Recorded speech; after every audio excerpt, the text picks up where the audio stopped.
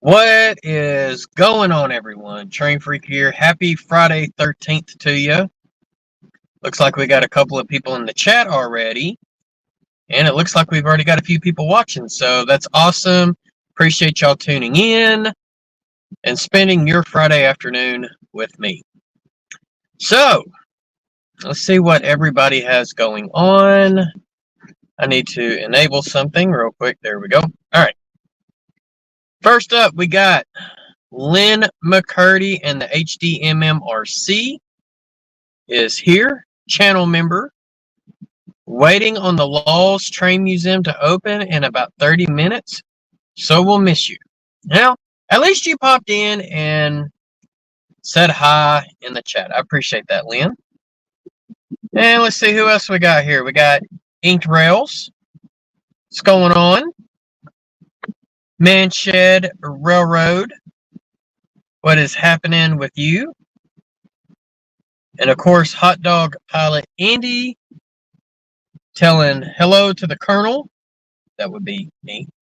So Colonel Cottonbelt, what's going on, Andy? We have another channel member in the house. We got Joe Rader with the Black Rock Central Railroad here. So what's going on, Joe? And we have Kenneth Babcock in the house. So welcome, Kenneth.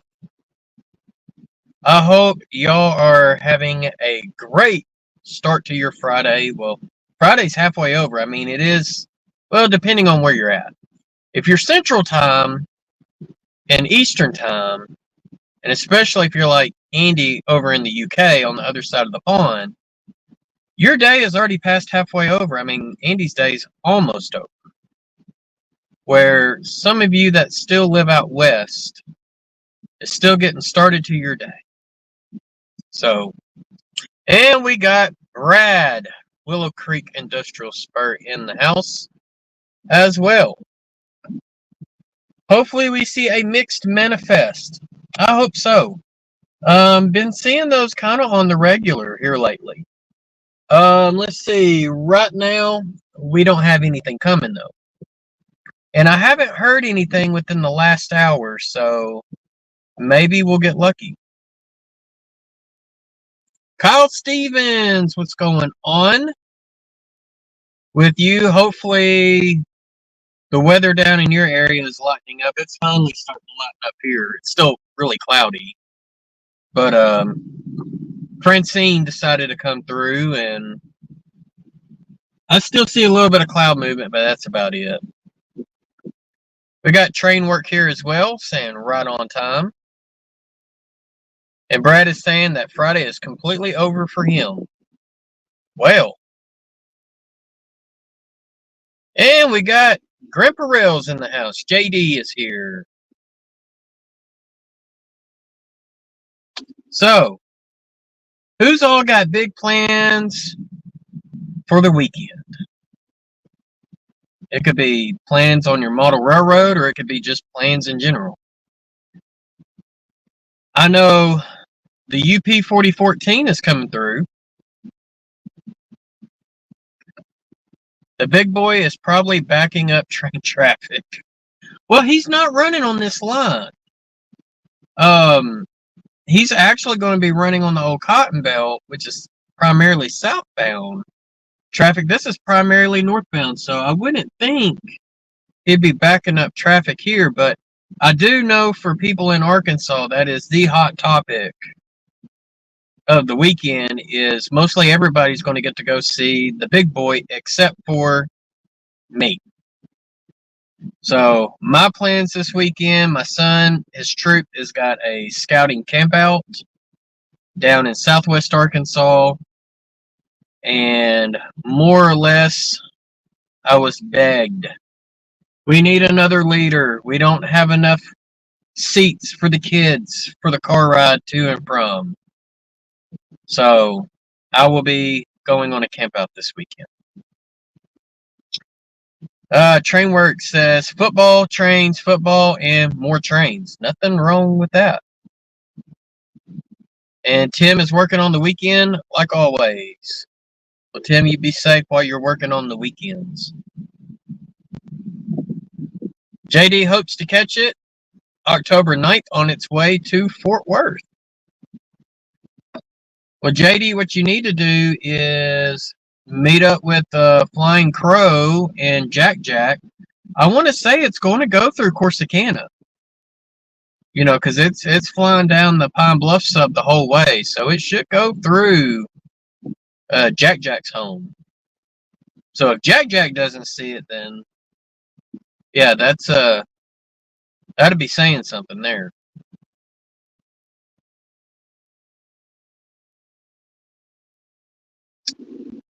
Yeah, I think that's the video I watched. It was on a trestle. I think it was a stack train. So Grandpa Rail's scouting some spots. There you go. Hopefully nobody tries to do it at Texarkana, because the way Texarkana is laid out, it's like where you got Union Station.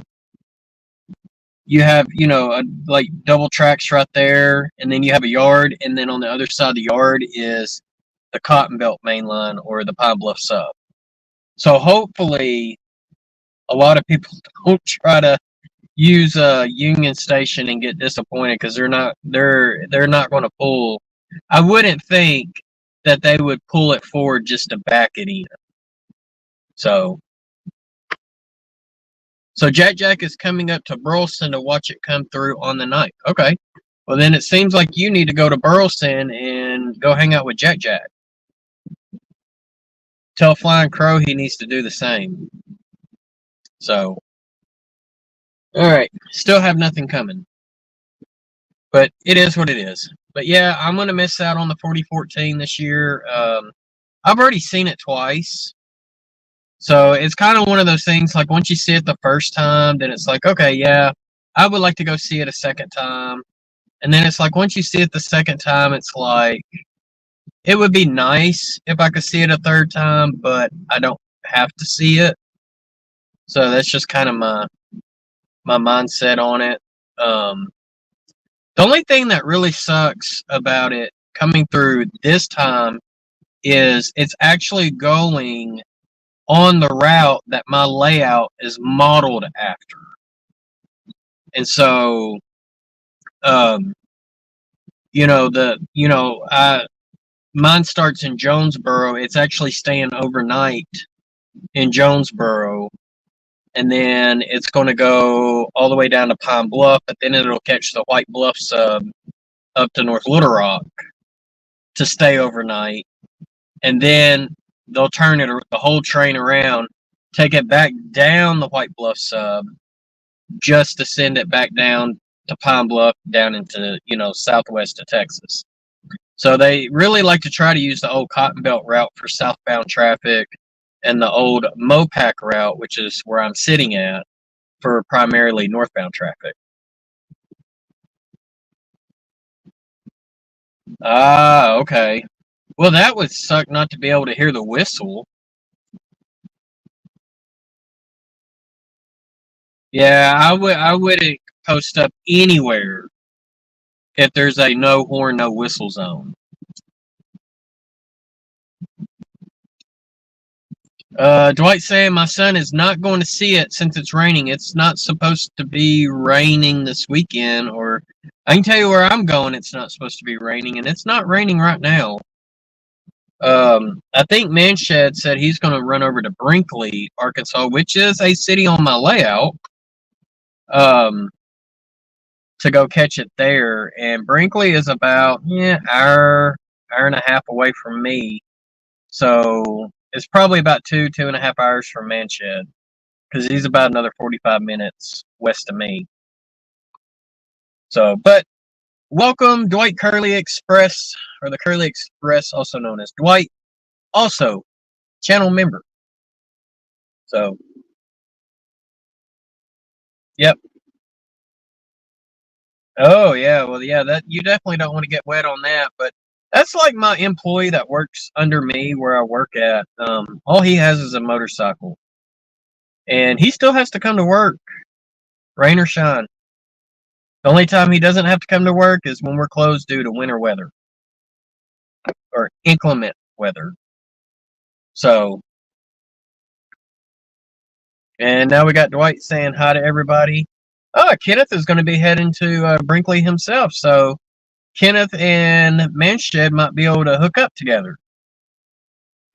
Brinkley would be a good spot to catch it, especially right there at the Diamond at the depot, or what used to be the Diamond. There's not a Diamond there anymore.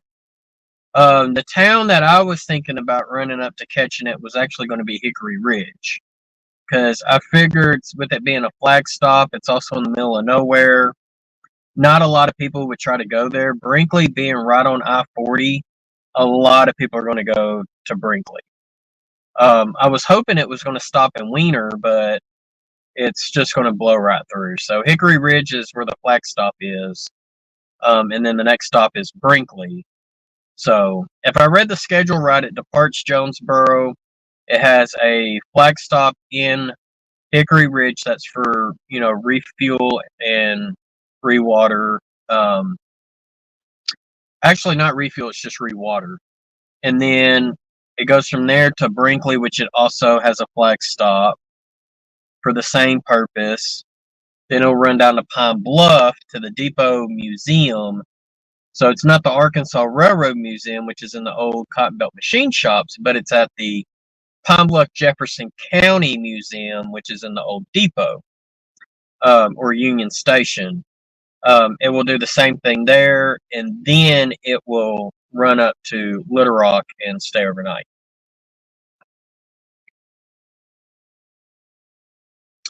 I do not, nor would I be interested in buying one, because then, in order to have a big boy, you would have to have a passenger fleet to go with it.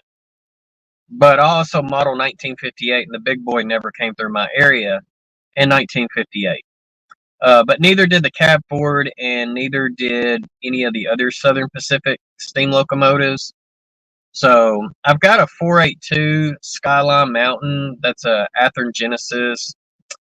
I am considering possibly selling that locomotive now that I got a 484 L1 Northern, which is brass. It's actually a Westside Models GS8, but if you take 3 pieces off of it, then it's actually a L1 Northern, which is what the Cotton Belt had.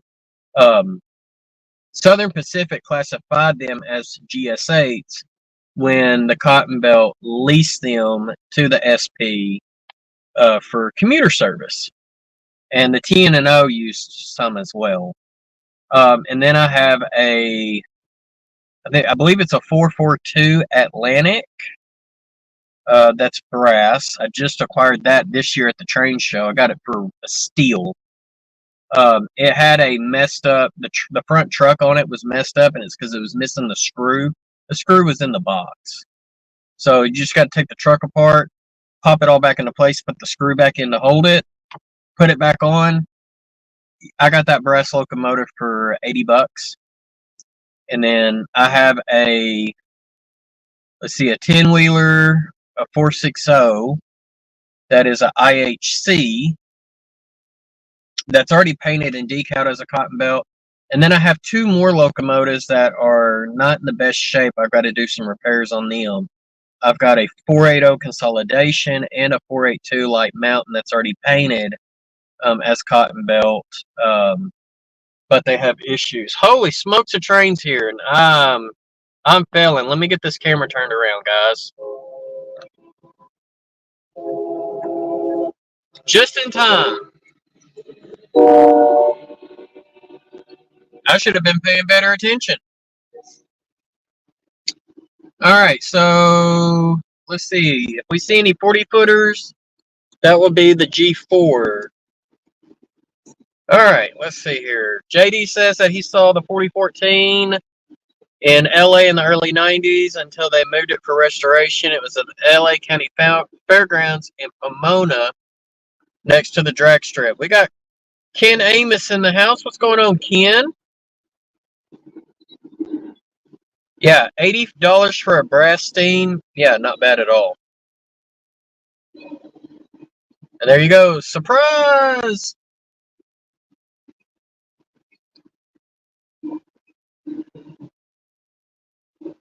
That was mostly 53 footers. All right, let me flip this back around.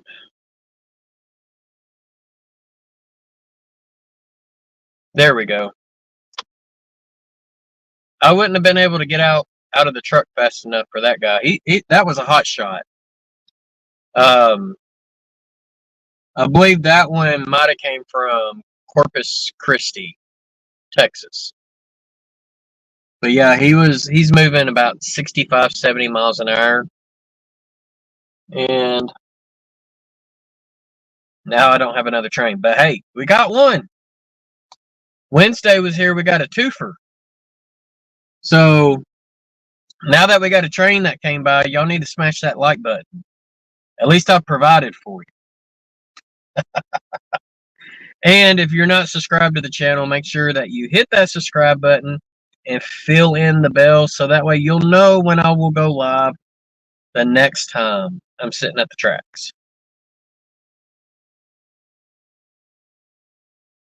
Yeah, we have like 4 or 5 container trains that come through here. I mean, we got mixed freights too. We have grain trains, tank trains, all auto racks. We have a beer train that's all box cars. So, oh man, only 9 out of 13 has hit that button. Man, y'all got to do better than that. Y'all got to do way better than that. See? Do like Dwight. Before you even say a word, you smash it. See? There you go. I agree, because when you smash the like button, what you're doing is supporting that person. That's much better. Thanks, guys. Much appreciated. And gals, if there's any lurking in the stream. So, okay, so right now the tracks are dark. No headlights, no signals that I can see. But yeah, he was straight up highballing for sure. 65, 70 miles an hour. So any type of a passenger or express can go up to 70. Regular freight can only go up to 55. So, not really. Not here. I mean, we still have trains flowing through here. Now, CN will run a train, I think like once a day, or normally they do, because they do have trackage rights. But I haven't seen any of their stuff in a while, but that doesn't mean they're not going overnight either. So normally they'll run a train out of Memphis.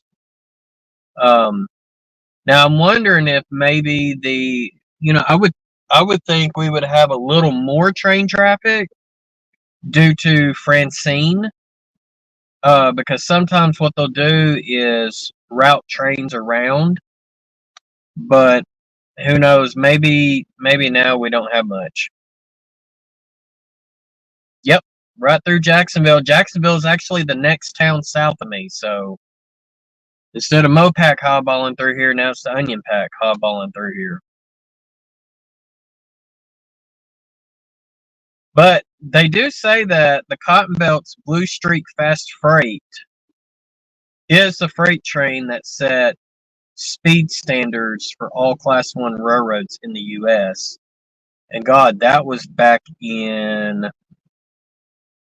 like the 1940s, 1950s, like way back. 80 to 100 years ago, anywhere in that area. I have a book on it. It's actually pretty cool. It's called the Blue Streak Merchandise, or Fast Freight Merchandise, something like that.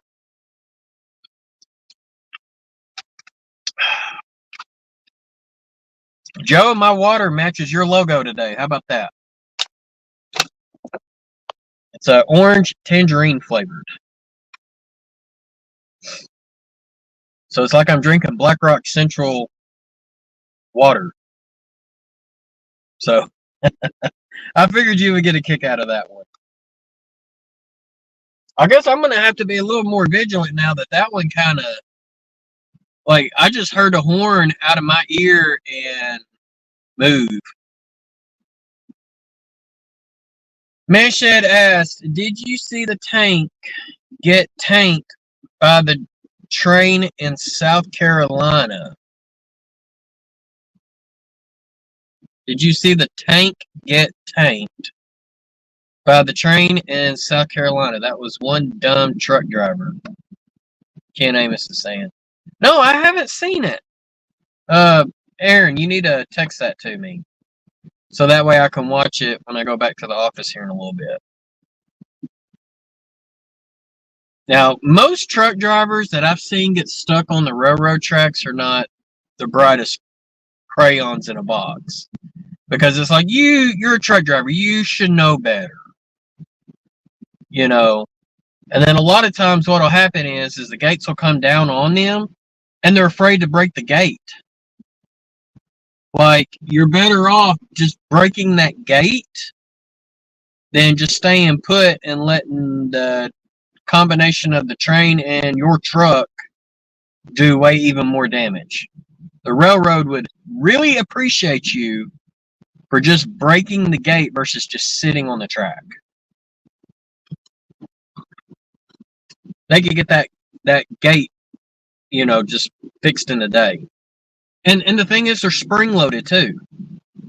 So, they'll spring forward to let you get out of the way, but they won't spring back.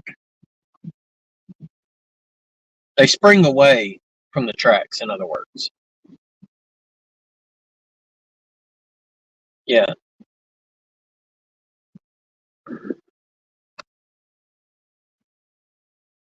Yeah, steering wheel holders at best. Yeah.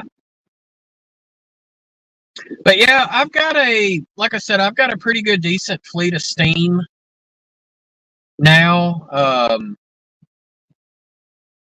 My 484 and my 442 are both my brass locomotives, are actually down at Texas Train Works. One is getting Blue Nami installed. I don't like working on brass. I just don't have the time. I really don't have the time. So this guy who does custom paints, and he does decoder installs too, but he prefers doing the paint jobs and whatnot. One, he's more experienced in brass than I am. Now, I'll do like a brass diesel, but the steam, if to do it right, it's a lot of modifications, a lot of work. And my GS8 or L1 Northern, it's got to have the motor replaced in it. It's not an energy efficient motor. I'm not sure about my Atlantic, my 442. But both of those steam locomotives are at Texas Train Works to get painted and to get a decoder installed for the brass. But I'm putting Blue Nami in. And I even called George at Soundtracks and was like, how is the Blue Nami going to act being inside of a brass tender? And he thinks it'll be fine. So we'll see. So it's going to be interesting. He just said, build like a platform or something out of styrene, so that way the decoder's not right on top of the brass. So that'll be pretty interesting to see how well that works. See, now I got to be more vigilant. So, still nothing coming. I also have a brass caboose. It's a drover's caboose. And that's also at Texas Train Works. And then I have another baggage car and another RPO that is at Texas Train Works to get painted. When I get the baggage and the RPO back, I will actually have a full-length prototypical passenger train for the Cotton Belts Morning Star for 1958. So I've only got 4 steam engines, Kyle says, a Broadway Limited Greenbrier, and my 2 key imports Greenbrier in the Sunset models of a Circus engine. A Greenbrier. Trying to think, what is the wheel classification for a Greenbrier? So Howard Zane runs a lot of brass with decoders, sounds, and they all sound awesome. See, I know like if you're running like diesel has enough holes and stuff for the Bluetooth radio waves to be able to escape because it can go through plastic. I just don't know how the waves work with metal. And being inside of a steam decoder or locomotive, and you put it inside of a tender and it's like solid metal from all 6 sides. So they're 484s. Okay. So I wonder why they call their 484 Greenbriers. Because typically the wheel classification for a 484 is a northern. Rolling stock do I have for the lumber mill? That's a very good question because I'm actually going to have to make a lot of my own rolling stock. So flat cars can bring logs in. Box cars, normally 40-foot double door box cars, even 50-foot double doors, can take lumber out. I could do flat cars with lumber out, either or, but they actually more or less hauled them inside box cars at that time to preserve, the wood not being weathered. But wood chips, that's the tricky one. Got a buddy of mine. He is the historian for the Cotton Belt Railroad Historical Society. And I asked him, I said, when did Cotton Belt get their wood chip hoppers? 1962. And I said, well, what in the world did they use to carry wood chips? And he said he thought were composite gondolas, but they were actually war emergency gondolas. They look very similar. But basically, they have wooden sides. I'm trying to remember what type the ends were called, but wooden sides with metal bracing on the outside. And the only manufacturer that has ever made one for Cotton Belt is Atlas, but they did it in N scale. But it doesn't have the right road number scheme to it. So I will be scratch building 4 of those. I've got either all of the material or most of the material I need for that. I haven't gotten the guts to do it yet. Okay. That makes sense. Because that would be like, what is it? The 464s or Hudsons, but they were also called something else too. Well, in Southern Pacific, they didn't call theirs Northerns either. They called theirs Golden States. So, all right, Aaron, you have a good day, buddy. Take care.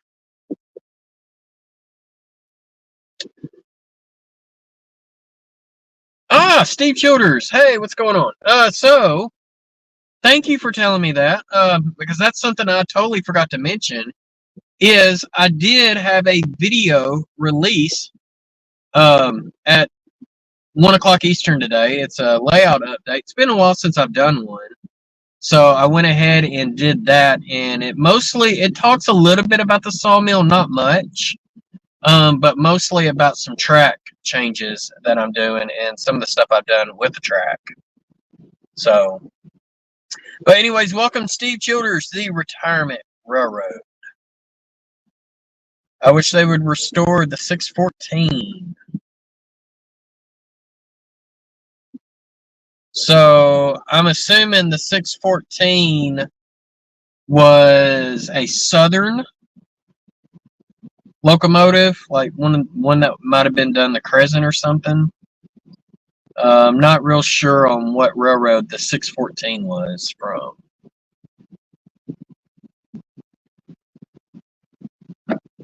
Oh, there you go. That's pretty cool. I'll be excited to see that one for sure. So, okay, Chesapeake and Ohio. So, it's not really a southern railroad, but I guess it's more southern than like Pennsy and New York Central and Boston and Maine, and so yeah, still nothing. For those that are just now coming in, y'all missed a hot shot intermodal that really blew by and caught me by surprise. So it is sitting in Clifton Forge, Virginia. Okay. So like one of the locomotives that I wish would get restored, and I mean it's more sentimental to me than anything else. And I mean when you really think about a lot of these steam locomotives, there is a lot of sentimental value, to one or another. But it's Cotton Belt's 819. It's currently sitting in the Arkansas Railroad Museum. It's been restored once before, and they had it all torn apart because they were in the process of trying to restore it, but ran out of money. And it doesn't help that the previous museum lady that was kind of over the museum kind of ran off a lot of the young people that wanted to get in there and, donate their time to the museum. It was kind of her way or the highway. And I don't know how true it is, but I did hear the rumor and was told the rumor by several people that Union Pacific offered to restore that locomotive like over a decade ago. But the city of Pine Bluff, who owns the locomotive, and the Cotton Belt Historical Society was like, not no, but heck no. That was way before it ever became the steam locomotive of the state of Arkansas. My buddy Craig Christensen at Arkansas Traveler Hobbies, when he was a state rep, ended up getting that passed. So, yeah, south of the Mason-Dixon line. There you go.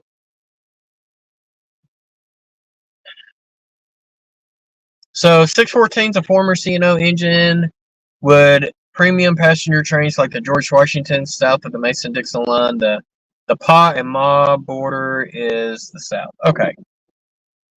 Okay, well that makes sense. But yeah, like I was saying, the 819, it's currently sitting in Pine Bluff. It was built in Pine Bluff. It was actually built in the bay right beside where it's currently sitting. I want to say they're Baldwin's, and Baldwin's actually sent the fireboxes to the Pine Bluff shops for them to be built, and that was during World War II. So, but the reason why I have sentimental value on that one is, unbeknownst to me at the time, and a lot of people at the time, they used to run the 819 from Pine Bluff down to Fordyce, Arkansas, for their annual Fordyce on the Cotton Belt days. And only people did get to ride it, and it was pretty much people of no rarity or like the employees and their families. And so I got to ride it with my grandpa. And that was back in, I want to say 95. So it's, 30 years ago. So I was a little kid, and no one knew that that was going to be the last time that it ran. So, but yeah, I barely remember that, barely. But yeah, and of course I had videos of it when it was under steam powered back in the 90s. I mean, it's been since the 90s since it's ran. They have a picture of it sitting right beside the 844 in St. Louis for the National Steam, or trying to remember what it was called, but you can look it up. Like, if you can find a picture of the 844 in St. Louis from the 90s, I believe it was 1990, it was sitting right beside the Cotton Belt's 819. So, All right, 14 out of 13. We got more slackers not smashing that like button. So 614 also got restored in the late 70s after the B&O Museum had a fire which had 2101 in it. Ross Rowland purchased 614 to run it with the upcoming Chessie Safety or Safely Express passenger train. Oh, that's cool. So it's kind of like their Operation Lifesaver back in the day. Oh, sweet. We have a green signal. Y'all getting a twofer today, hopefully. It should be here within I don't know 10-15 minutes depending on what it is. So the stack train that you saw go north, you'll have a different type of train going south. And it's not very often I see intermodals coming through here going south. So most likely it might be a mixed freight. So if Inked Rails is still in the house, you might get to see what you wanted to see. So now I got to keep my eyes in the other direction because I don't have a signal or anything, but I'm more or less watching the grade crossings. And once I start seeing flashy lights and gates go down, then I'll flip the camera around and we get to see a second train, hopefully. But I do have a green signal on main 1. The other train that came through was on main 2. So main 1 is closest to me. Main 2, it is a little, it's the next track over. So it is, for those who are not familiar with this area, where I'm sitting at is on the Union Pacific Hoxie subdivision. It is a double track main all the way from North Little Rock Yard up to Bald Knob, Arkansas. And there are some sections where there are a third track.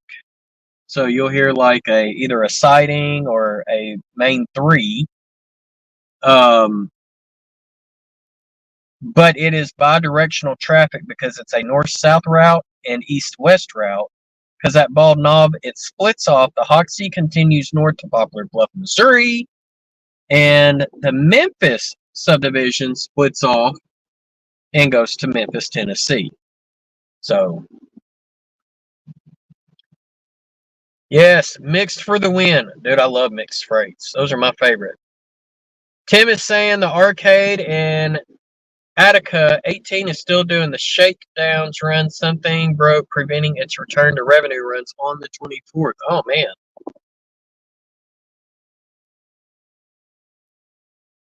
Yeah, I mean, I can agree with that unless, like, the intermodal has a mix of, like, 18-wheeler trailers in there, too.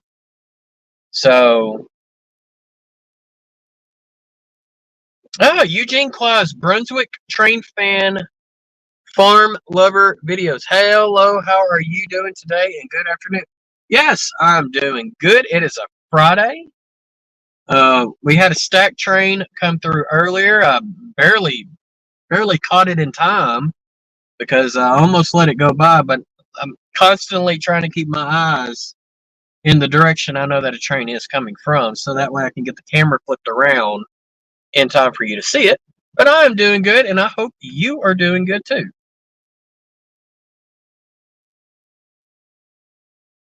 You're not wrong, Inked. So there you go.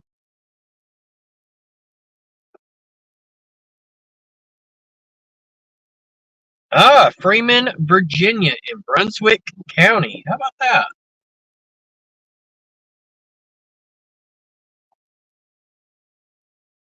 And of course, we know Andy is from Jerkwater, England, in the UK. Alrighty, I'm starting to see the gates come down. So let's get this flipped over and let's hope that we have what we have come to see. We want mixed freight. Holy smoke, that dude is smoking. Either that or it's foggy. One of the two. We'll find out, but he's coming. I can see his headlight. But I think he's smoking. Hey, Scott, just in time. You got a train coming, buddy.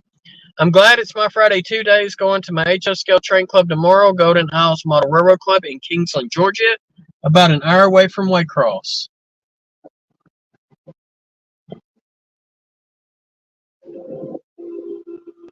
I'm in Cabot, Arkansas. Oh yeah, that second unit is smoking.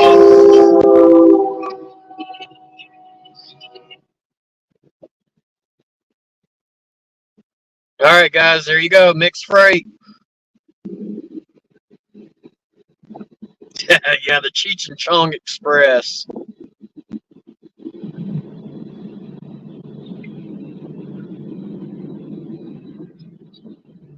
Columbia Railway, British Columbia. Ooh, ICG. How about that? The second bulkhead flat was an ICG.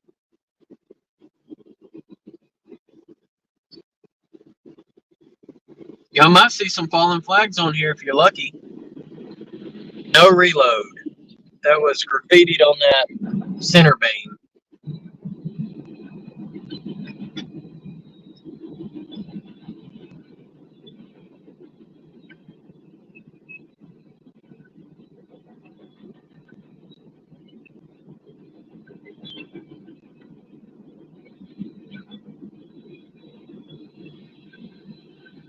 Oh, y'all getting a little bit of everything today. Wet tank cars, too.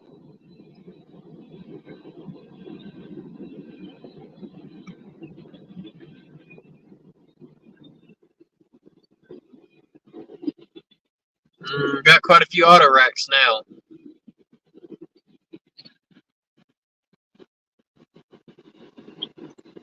Eugene, it's some type of furniture store.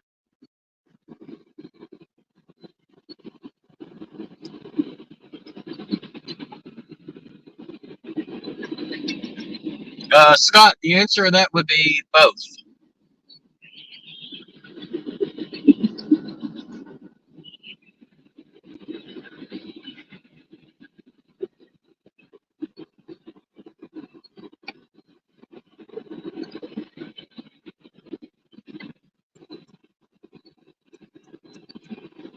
Oh, a Mopac.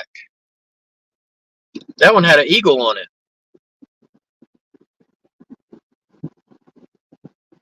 All right, let me get the camera swapped around.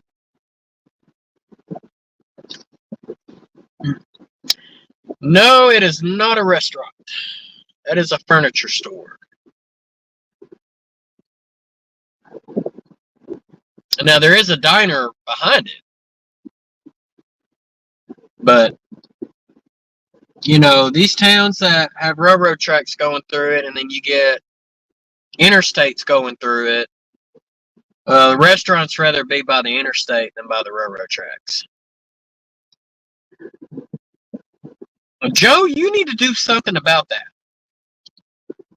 Like, you need to contact UP or G&W or somebody. I mean, you got the G&W logo.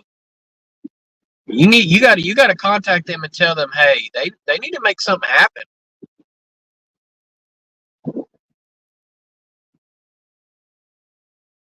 That is correct. MOPAC stands for Missouri Pacific. So that last covered hopper, it was kind of hard to see, even for me as it was going by, but it had the buzzsaw with the eagle on it. So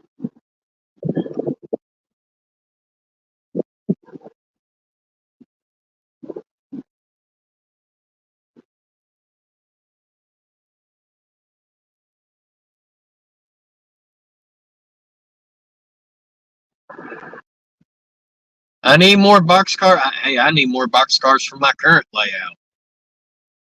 I need more boxcars that are decaled cotton belt, but it has to have that Blue Streak Fast Freight logo. If it's got the big block lettering, that's too modern for what I'm doing. I need about maybe 50. Maybe. All right, Kyle, have a good day at work, buddy. We'll see you next time. Yep, in 1982. That is why the MOPAC Heritage Unit road number is 1982. In case if you did not know. Yep. And the Mopac went through my town too. So I grew up in Pine Bluff, Arkansas, and that was Cotton Belt territory there, which Cotton Belt fully merged into SP. Now they were owned by SP, but they were fully merged into SP in 92, and in 96, that's when the SP merged into Union Pacific. But UP already had the Mopac from 82, so in 96, UP ended up with both routes. So the Mopac and the Cotton Belt kind of parallel each other in the state of Arkansas, all the way from Dexter, Missouri to Texarkana, Texas. And it's just a parallel of tracks. They were big competitors. Even, they had passenger trains that went from St. Louis to Dallas, Texas. And they have passenger trains that went from Memphis, Tennessee to Dallas, Texas. So that's more or less why, they were big competitors. But now that UP has acquired both of them, that's why UP uses the old Mopac line for northbound traffic and the old Cotton Belt for southbound traffic. That way they don't have to worry about trying to throw trains and sidings and whatnot with, oncoming trains as often.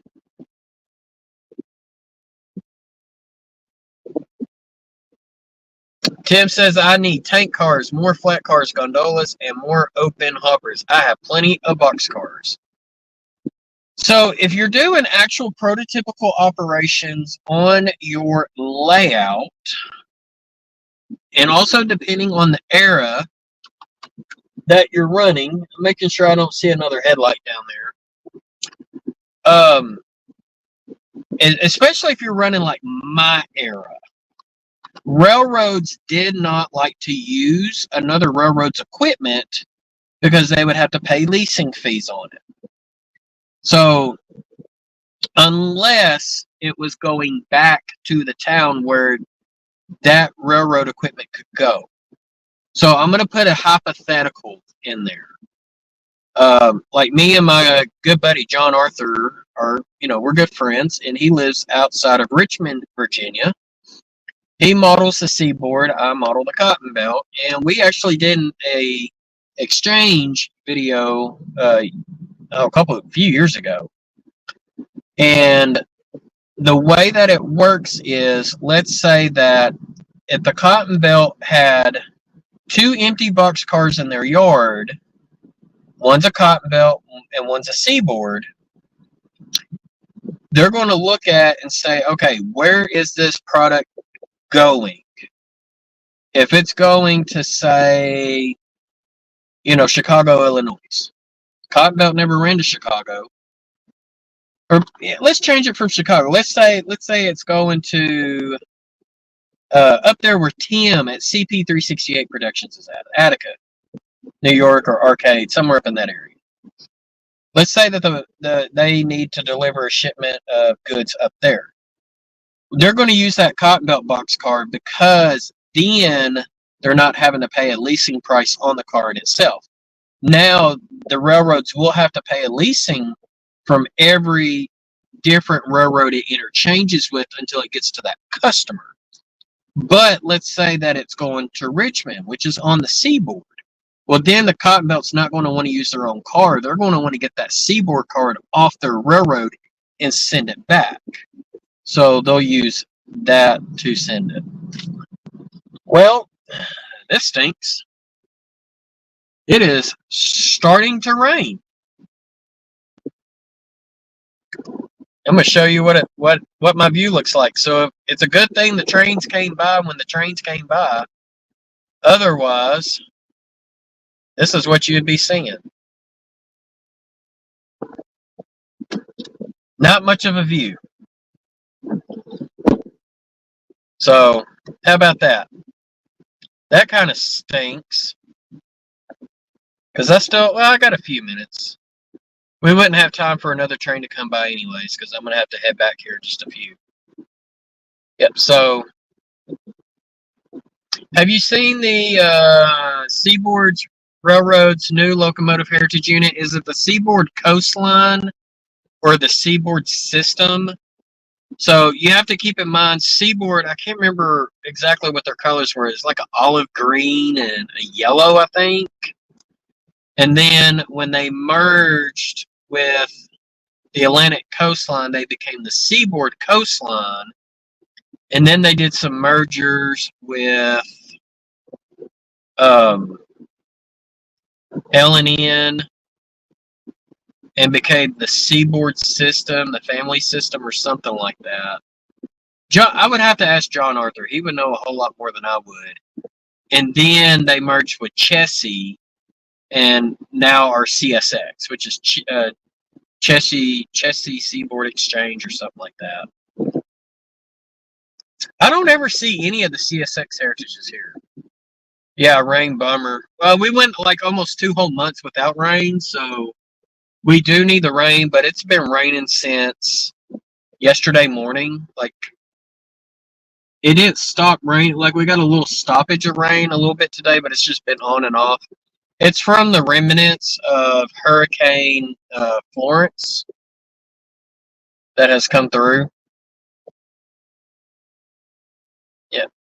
Seaboard Airline. Operate on operator. Yeah, most inbound cards are loads, but, you know, sometimes, you know, they'll send empties back, especially if it belongs to another railroad, because the railroad don't want to keep that equipment because they have to pay fees on that equipment. So say, for example, John Arthur at the Seaboard Airlines sends me some goods, and it's delivered to one of the industries on my layout. Well, the Cotton Belt's going to try to find a reason to send it back. They're either going to send it back empty, or they're going to find a customer that needs to send something back to one of the towns that's along the Seaboard system somewhere, Seaboard Airline system. So that's kind of how that works.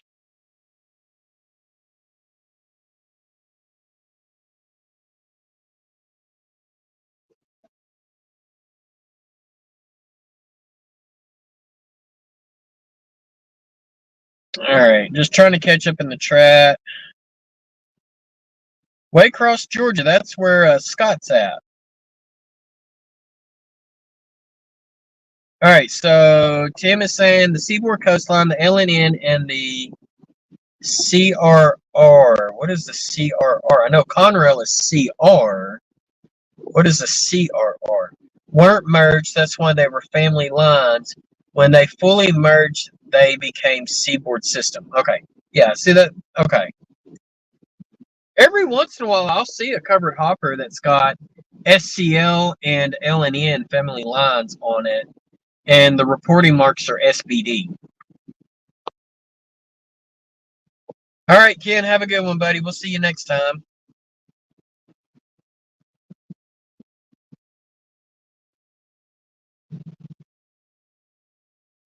So I have it set up so empties returns to staging to be loaded again. So you don't have any industries that sends goods out. All your industries are all goods in. Ah, virtual roughing. Okay.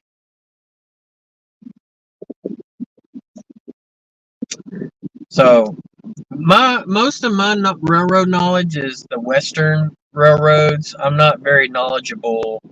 I'm knowledgeable enough, but not extremely knowledgeable on how all the mergers and stuff within under CSX and Norfolk Southern. I know kind of which railroads ended up under them, but I don't know exactly how all those mergers took place. So,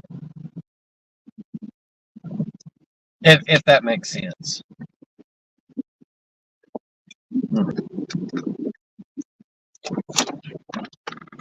And the same can be said about like Canadian National's acquisition of Grand Trunk and Illinois Central.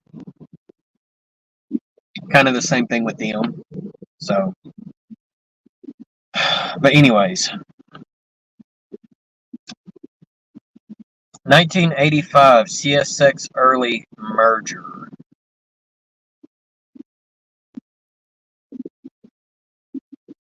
Well, CSX didn't merge in 85. So JD, no, it's just water. So water from Kroger. It's got orange tangerine Mio in it. And this is called the Black Rock Central water. Because it's as orange as Joe's logo. So I'm drinking BRC today.